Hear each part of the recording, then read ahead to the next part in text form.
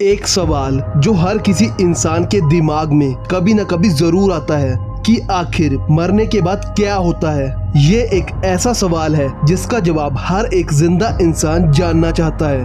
आखिर मरने के बाद क्या होता है? पुनर्जन्म होता है या नहीं? क्या हमें ये जीवन एक ही बार मिलता है?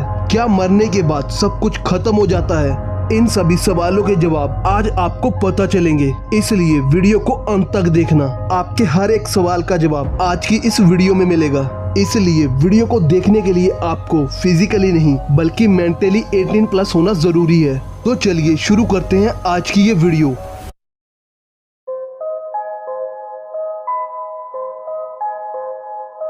What happened after death?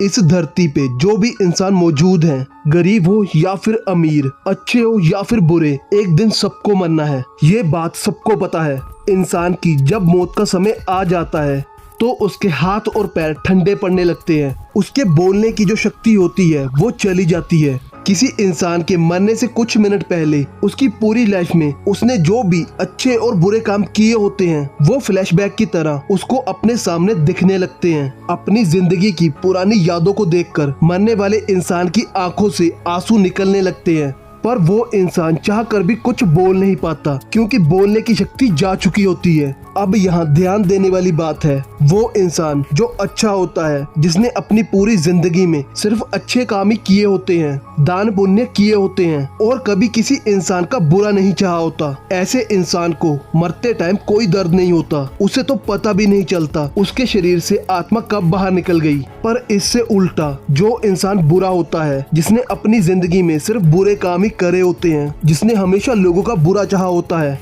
ऐसे इंसान को मरते टाइम बहुत दर्द होता है। इतना दर्द जैसे एक इंसान को 1000 बिच्छू एक ही समय काट रहे हो। अगर आपको कभी किसी बिच्छू ने काटा हो तो आप इमेजिन कर सकते हो एक बिच्छू काटने से कितना दर्द होता है। तो सोचो एक ही समय में 1000 बिच्छू काटने से बॉडी को कितना दर्द होता होगा। इतना दर्द सहने के बाद आखिरकार आत्मा शरीर को छोड़ देती है। इतने सालों से आत्मा इस शरीर के अंदर रही होती है। यह शरीर आत्मा का घर होता है जिसे वो छोड़ना नहीं चाहती, पर ना चाहते हुए भी आत्मा को ये शरीर छोड़ना पड़ता है। आत्मा के शरीर छोड़ते ही उसको सामने खड़े 2 यमदूत दिखाई देते हैं जो कि दिखने में बहुत ही डरावने होते हैं। उन यमदूत को देखकर आत्मा बेचैन हो जाती है, घबरा जाती है और जोर जोर से रोने लगती है, पर उसकी रोने की आवाज सुनने वाला कोई नहीं होता क्योंकि आत्मा एक अलग ही डिमेंशन में जा चुकी होती है। ऐसे डिमेंशन में जिसे हम इंसान जिंदा रहते नहीं देख सकते। थोड़े समय के लिए आत्मा को यकीन ही नहीं होता कि उसकी मृत्यु हो चुकी है। वो बार बार अपने उस शरीर के अंदर जाने की कोशिश करती है, लेकिन पास में खड़े यमदूत उसको ऐसा करने नहीं देते।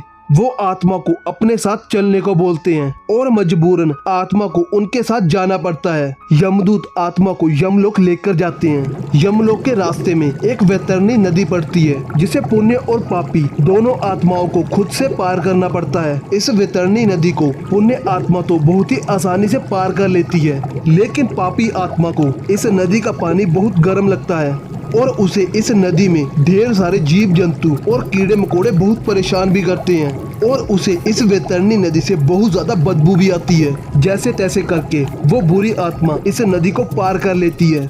इसके बाद आत्मा यमपुरी पहुंचती है।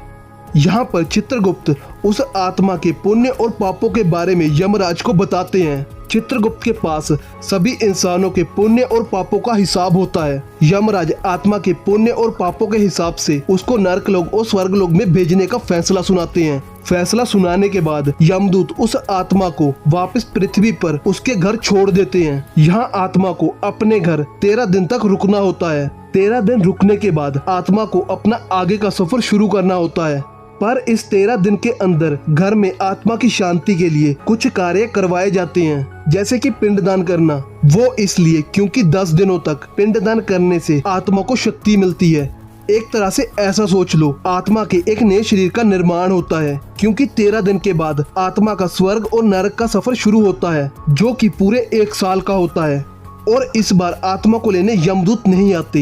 ये 1 साल का सफर आत्मा को खुद ही चलकर पूरा करना पड़ता है और रास्ते में बहुत सी मुश्किल और कठिनाइयों का सामना भी करना पड़ता है। तो यही 10 दिनों में किए गए पिंडदान आत्मा को 1 साल तक चलने की शक्ति देते हैं। इसलिए इंसान की मृत्यु के बाद 10 दिन तक उसके पिंडदान किए जाते हैं। 1 साल का सफर तय करने के बाद जब आत्मा अपनी मंजिल तक पहुंच जाती है, तो उसको अपने पुण्य और पापों के हिसाब से उतना समय स्वर्ग और नरक में रहना पड़ता है। एक समय आने के बाद जब उस आत्मा के पुण्य और पाप दोनों ही खत्म हो जाते हैं, तो फिर से उस आत्मा को पृथ्वी लोक पर भेज दिया जाता है। पृथ्वी पर आने के बाद उस आत्मा का पुनर्जन्म होता है। उस आत्मा को किसी इंसान का शरीर मिलेगा या किसी जानवर का या फिर किसी और जीव जंतु का, ये पूरी तरह से निर्भर करता है उस आत्मा के पिछले जन्म में किए हुए पुण्य और पापों के ऊपर। और इस तरह उस आत्मा का एक नया जीवन शुरू हो जाता है। ये सारी बातें जो मैंने आपको बताई, सुनने में आपको ये किसी कहानी की तरह लग रही होंगी, पर ये कोई कहानी नहीं बल्कि पूरी तरह से सच है, जिसका विस्तार से वर्णन आपको गरुड़ पुराण में मिल जाएगा। कुछ लोग जिन्होंने NDE को एक्सपीरियंस किया है, NDE मतलब नियर डेथ एक्सपीरियंस, यानी जो लोग मरने के बाद फिर से जिंदा हुए हैं, उन्होंने एग्जैक्ट यही बातें बताई जो कि गरुड़ पुराण में लिखी हुई हैं और जो अभी मैंने आपको बताई। इंटरनेट पे आपको ऐसे सैकड़ों लोग मिल जाएंगे जिन्होंने NDE को एक्सपीरियंस किया है। आप उनके बारे में इंटरनेट पे सर्च कर सकते हो। उनके इंटरव्यू के बारे में आपको बहुत सी वीडियोस भी मिल जाएंगी। अब ये सब मानना और ना मानना ये कम्प्लीटली आप पे डिपेंड करता है, पर मैं आपको बता दूं, आपके मानने या ना मानने से जो सच है वो बदलेगा नहीं। तो ये होता है किसी भी इंसान के मरने के बाद। अगर आपको ये वीडियो पसंद आई हो और आज की ये वीडियो थोड़ी सी भी इंफॉर्मेटिव लगी हो, तो इस वीडियो को लाइक और चैनल को सब्सक्राइब कर लेना। Thanks for watching this video.